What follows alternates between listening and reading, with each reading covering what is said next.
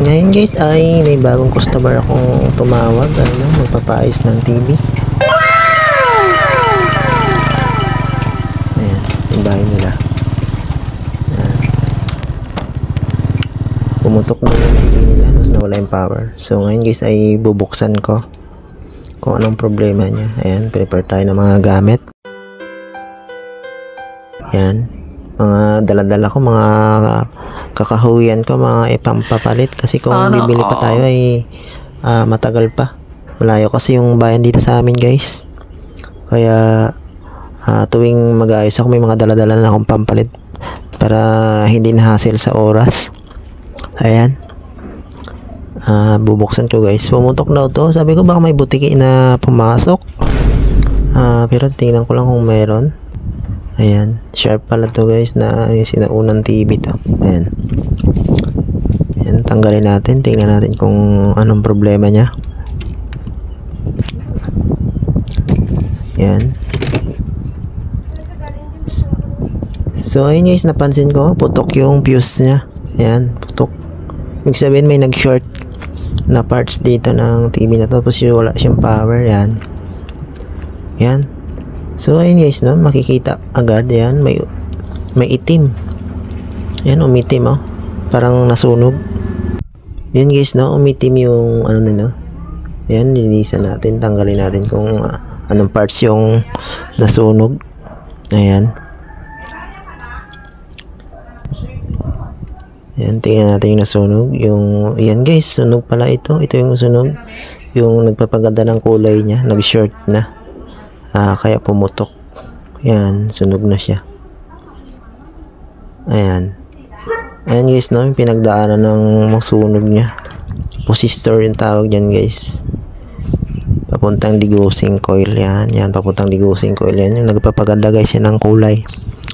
Yun. Tapos kukunin natin dito yung ano natin guys, yung ipapalit. Yan sa daladala kong na parts na kakahuyan. Ayan. Kukuha tayo ng resistor. Ayan guys, ipapalit natin yan doon. Ayan. Ayan, medyo straighten lang natin yung mga pinya. Ayan, papalit natin yan dyan guys, dyan. Ayan guys, papalit natin dyan. Ayan, sakto din naman. Ayan, bago kiskisin natin guys yung yung naputol na connection, yung pagputok, bago dyan-jampiran natin ng wire. Yan, hinangan muna natin guys para kumapit yung i-jumper natin. Yan, kiniskis ko kasi kanina. Tapos yan, i-jampiran natin ng wire. Ayan guys, yan, jampiran natin kabilaan. Yan, bago testerin natin kung may shorted pa. So always ako nagtitester sa main capacitor kung may shorted ba. So kung pa kabilaan palo-palo, mataas yung palo kabilaan, ibig sabihin may shorted ba. Yan, yan, dapat kabila ay hindi magpalo, magbaba. Ayun, ganito bumaba, ibig sabihin yun lang ang sira. So yun guys, ititesting natin.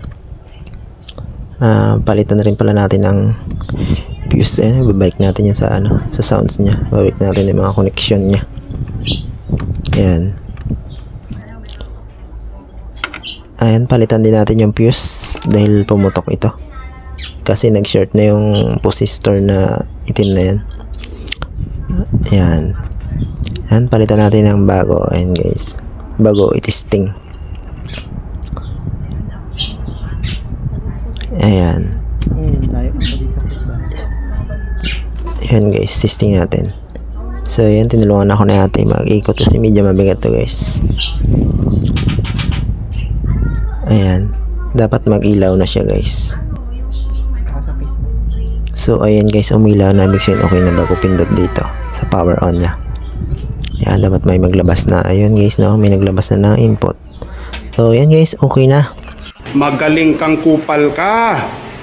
Guys, pinamerindan ako ni ate dahil okay na.